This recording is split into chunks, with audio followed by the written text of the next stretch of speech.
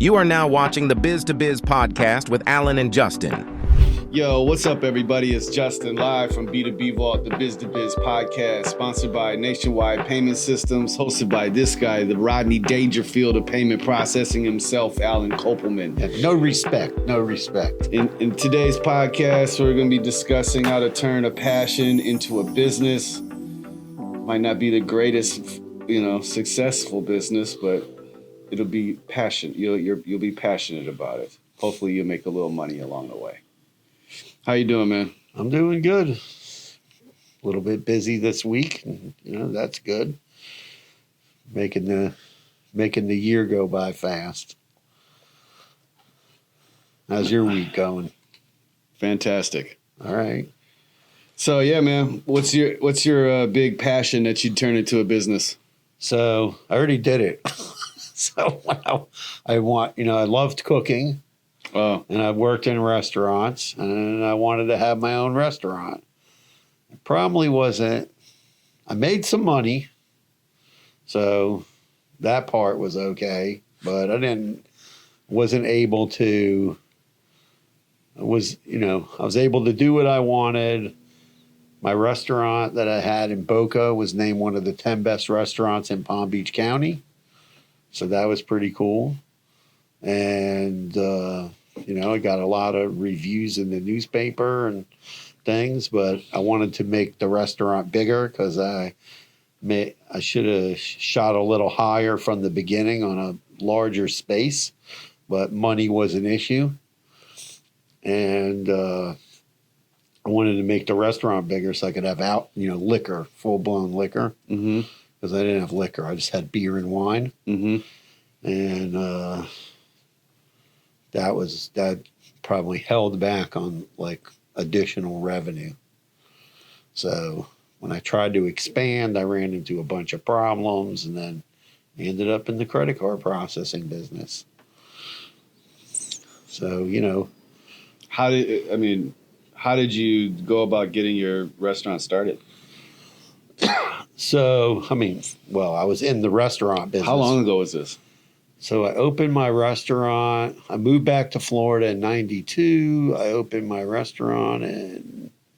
So this was 30 years ago. Yeah, 30 years ago, 95. Okay. Yeah, it was a while ago. Yeah, I'm doing this for a long time. So it's 23, 24, 25. So, yeah, around 95. Yeah, I was out looking at spaces that were former restaurants. And I found a couple of spaces, and I just went for it. I didn't need this one particular space. I didn't need a lot of money to go in there. Just the money for. 30 years ago. Yeah, 30 years ago. Well, if you have a landlord, today, I'm watching these. There's one restaurant guy on Instagram or TikTok or whatever that I've watching, not a restaurant guy, restaurant broker. And there's, and I watch for restaurants going out of business because then new people will come in. If a landlord's got an empty restaurant and all the equipment or most of the equipment still sitting in there, and it's sitting there empty for a year, right? Mm-hmm. They could be a little desperate to get somebody in there and give them a few months rent. And you're in the door. And so, you can get some credit from different places, maybe. And, I was able to leverage some of my, past relationships because I was in the business. And I was able to get the business started on a shoestring. Mm-hmm. I was doing a little catering beforehand. But it's, restaurant business is a rough business. Any business where you have a physical location you're going to have overheads. You're going to have rent, taxes to deal with, employees in the restaurant, all the payroll taxes that go along with that, insurances, business licenses, so that's one thing to consider when you get into any kind of a business. is, if it's in a physical location, what are those bills going to look like? So Right. that particular spot, I didn't have a big nut to crack, so it worked out pretty well for 3 years, and then the lease was up, and I wanted to get the spot next door so I could expand and get liquor, and that just didn't happen. So I was like not going to do this, and I was out. There you go. Yeah. And then I got in this business totally by accident. But if someone, people have a passion. I mean, they start businesses all the time, but you got, you have to, but today I think it's a little easier to start businesses because there's so many things you can sell online. Right. But then you still have to think about how are you going to market that? Mm-hmm. How is that going to translate? Like, I'm going to go design some cool T-shirts, use like Printful, right? I mean, I don't know if that's a great business model right now. I think with the T-shirt idea, the concept is you need to find the demographics. You need to do your research. Oh yeah, I'm just saying. Just going to print 2 shirts and then starting a Printful account, you're setting yourself up for failure. I get it. No, For I'm just sure. saying that you see a lot of people trying to do these kind of Yeah, I businesses. mean, print on demand. Yeah, but I don't know. For me, I think like one of my passions is like health and fitness. And I've been really doing some research on how to get into that. And, the first thing I would say is for if you want, if you are passionate about health and fitness, and that's something that you look at, the certifications aren't that cheap. I mean, they're not cheap, but they're not like going to college expensive either. So to get like your personal trainer license, start your YouTube channel, train one of your family members for free or something so you got good video content, create your all your social media channels, design yourself a logo, build yourself up and create a brand around it. A friend of mine, Chuck, his brand is called Rebirth, and his hashtag is getting cut with Chuck. It's smart. It's friendly. It's catchy.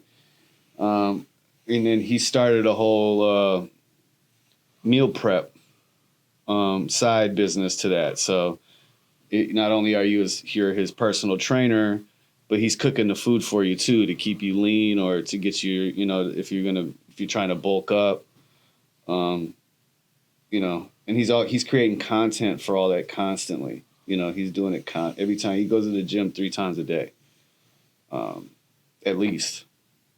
So he's creating content and storylines behind it. He was overweight, et cetera, et cetera. So yeah, man. I think that's probably one of my next. I want to, I don't know how exactly what I would do with that, but the personal trainer thing looks pretty cool. Yeah, you see a lot of these like smaller like gyms opening up. Seems to be like a pretty big trend. Like whether it's yoga or like boxing or a 40-minute workout, like these circuit training gyms. And it was like popular probably like 20 years ago, and it faded out. Now they seem to like popping up a lot. CrossFit gyms you talking about? Yeah, but they're small. It's not like the size of LA Fitness or. Oh yeah, they're small. They're still. Those are places that are expensive. Yeah, that's what I mean. You have a physical location. CrossFit, those guys go into like a warehouse. They don't even care. There's no air conditioning. Nah, but yeah, I think that's that's one way around it. And cooking, like Alan was talking about, if you're passionate about cooking, the meal planning, that's a huge business right now because people like I have to work like 7 jobs to live. So like the meal planning videos, I mean, business that's really taken off. I know a bunch of people who are doing that, and I'm not saying just like come buy a plate, on some hood stuff. I mean like real organized. They're in, plastic containers. Yeah, and that you whatnot. can heat up either in the oven or the microwave. Right. And yeah, I've seen a bunch of new companies doing that. One place took out a storefront near my house, and you can go there and they have different ones: keto, Weight Watchers, Right. whatever you're following. They don't make anything there. It's just a storefront setup, so you can come pick the stuff up. One thing that I'm almost done. I just need to put it all together and like I need to spend some time on it, is my cookbook. I have like all the recipes. I just need to put it together in a book form. I need to sit down and do some research on how to do that. Or I could just ask AI to do it for me too. I'd probably just do it that way. But save myself some time. But yeah, I mean, like if you're passionate about cooking and you have a bunch of family recipes, it's just that's a whole nother lane of revenue, I think, that you could do along with, the meal planning stuff, like, opening a restaurant or a food truck. That's, I would say that would be like a next step, maybe. Not everybody can afford to go and do that or has the credit to do that. So, the meal prep business is pretty big. There's a few, I see a few companies, advertising that, and they do different. You have to kind of like figure out like what's the we used to have a client and they did trying to remember the Zone diet. That was their thing. Was a particular type of diet, Zone diet, and they were everything goes in cycles with all these keto, Zone diet, whatever, no carbs, gluten free. So they had different plans, and then they went around and delivered it to your house, so you got your food every day. Yeah. Then there's other places that I see like they deliver it for the week, or the half a week, because with the price of gas, you got to take that into consideration. How are you going to do that? Or are you going to go like maybe where you have it in a warehouse, your kitchen in a warehouse somewhere, and then you set it up where, okay, you can come by between this time and this time and pick up your food. Of course, people would do that too, and then you don't have to have delivery drivers. So you got to think about how to set the business up and a lot of people have these, set up these ghost kitchens. I wouldn't deliver anything. I would say that's probably a bad idea considering the cost of gas right now. I would do pickup. Like that's how you would, how you would get your food if that was me. I wouldn't be driving to people's locations. When I follow a couple of meal prep people in Fort Lauderdale, and they all have pickup. It's pickup only. They're trying to deliver some food. I mean, that's just insane. But yeah, I mean, I think that, those are good, passion businesses for me anyway. And then my third one was gardening. This is something that I've been really racking my brain on how to monetize. The first one, obviously, you probably, you set up your YouTube channels and all your social media handles and you just create the content around your garden. And then, from there, you could start selling seed packs, get into some custom soil, like the soil, you put your own proprietary blend of soil, you know what I mean? I like to call it black gold. I think it'd be interesting, like if someone had a garden business and the garden business was like growing fruits and vegetables, and then you would, like, people could contact you and then you go to their house and you set it up. They're already doing that. It's called permaculture gardening. Yeah. Something I had talked about a while ago. Yeah, there's a bunch of people doing that. It's really popular, actually. And in I don't know, not so much down in South Florida. It's really hard to grow in zone. I forget 5B or something that I'm in. So it's really only trees that you can grow down here. The vegetable season is really small and limited. You basically got like January till May. I mean, not saying that you can't grow fruits and vegetables in South Florida. Don't come from my head. I don't have, I do have the area for a small greenhouse. I actually bought one, but the instructions, it's just so terrible. So I haven't been able to figure out putting the poles together. It's really actually very frustrating because it was expensive. And Yeah, like where my daughter lives in Iowa, everybody there is into like planting a vegetable garden. right. And they have a small window of time, fall and then the summer and then it's over. Rocky, stop that. Oh, sorry. So yeah, I mean,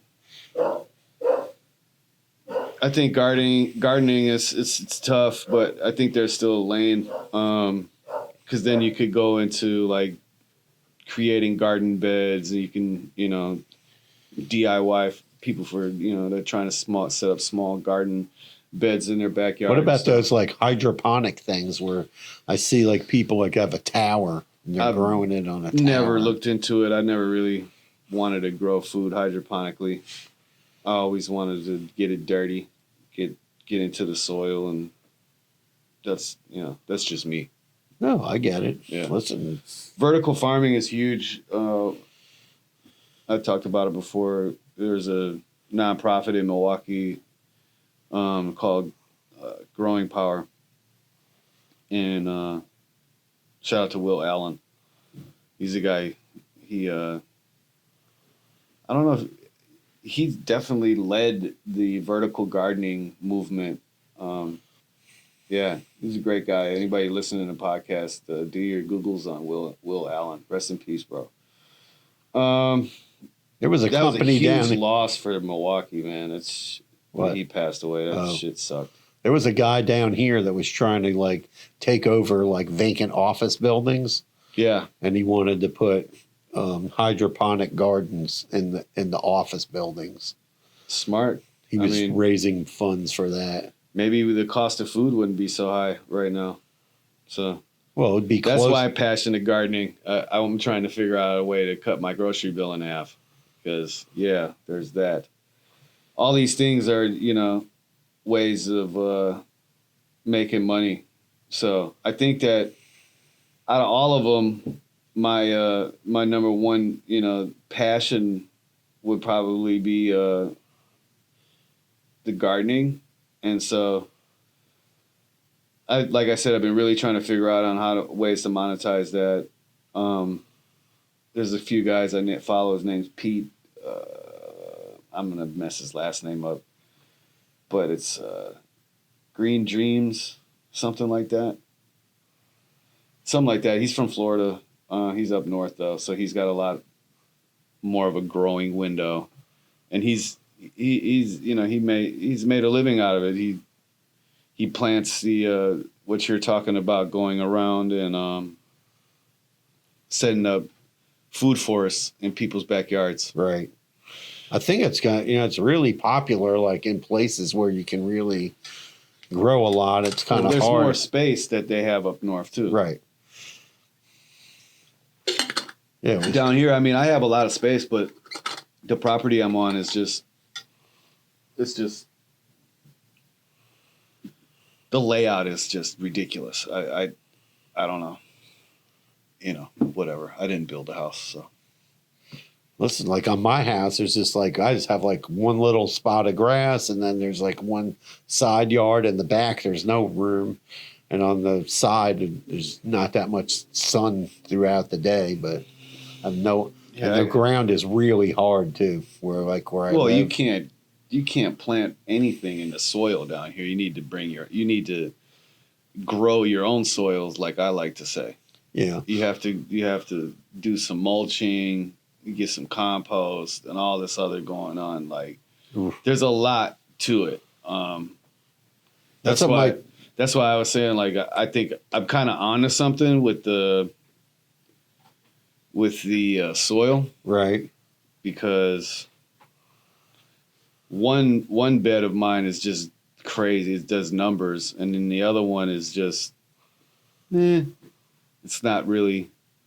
Because I use a specific like blend on this one, and on this one I just kind of use what I had, and I can see the difference. Okay. And big difference.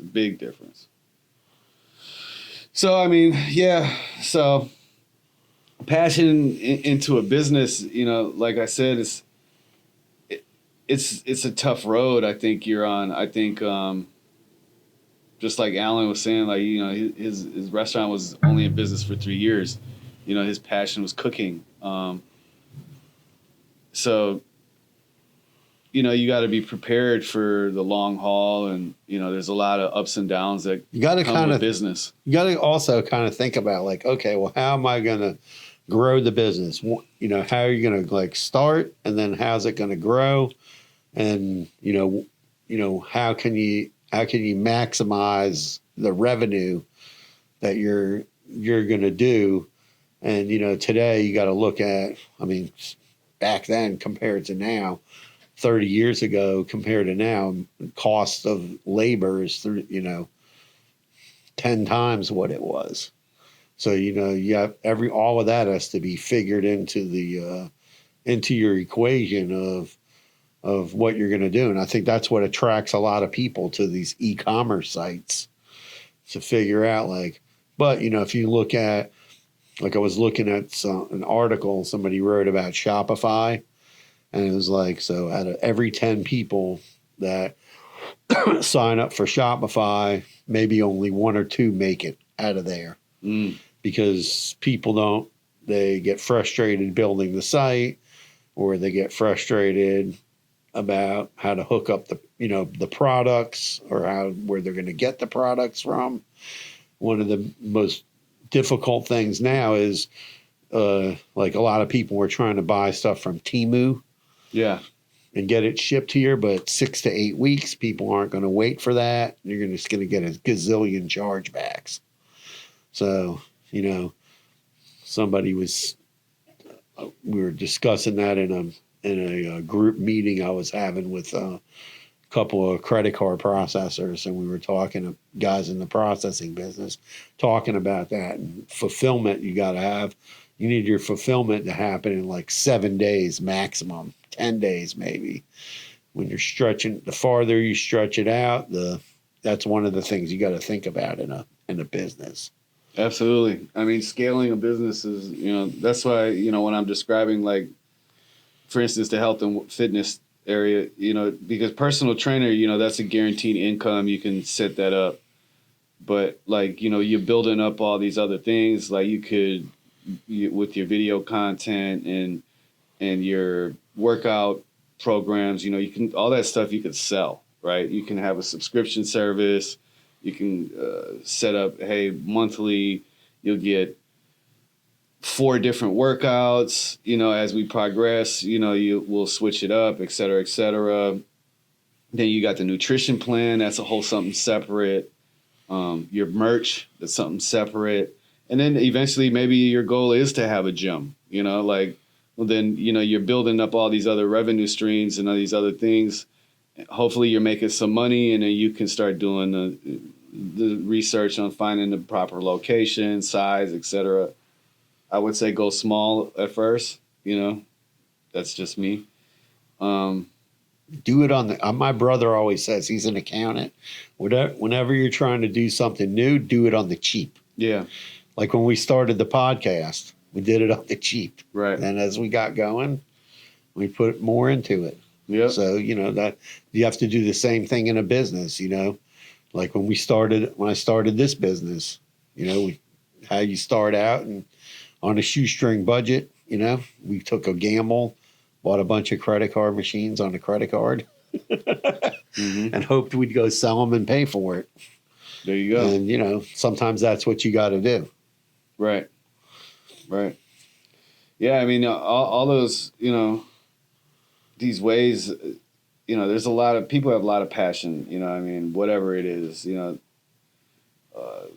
bike riding, you know, if you like bike riding, you start with how to repair your bike, you know, bicycles I'm talking about, you know, like how to repair flat tires, you know, get your YouTube channel going, start a bike group in your neighborhood. So you're going on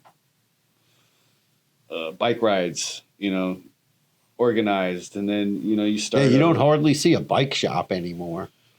Like not down here where I'm from, there's a bunch of them. Yeah. Yeah, there's actually one like right downtown that's really cool.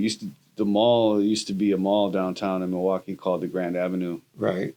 And malls are dead all across the country. There's not really a mall. Even down here, they call it a mall, but it's just a bunch of shops outside. So that's not a mall to me.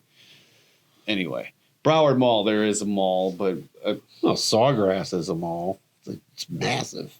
Sawgrass is a mall? Yeah, it's inside and outside. I guess. More like, yeah, I don't know. I think it's become more of an entertainment area with so surrounded by restaurants now. Yeah, but there's you know, I mean, whatever your passion is, there's definitely some sort of way to turn it into a money maker. There's always a an angle that you can take to figure out a way to make some money out of something that you love doing. Yeah, sure. Start small. Like I had a friend of mine. His son learned how to fix like cell phones. Mm-hmm. So he learned how to fix cell phones, buy the parts like really cheap from China, Right. and knew where to get it all. And he just started fixing cell phones in his apartment.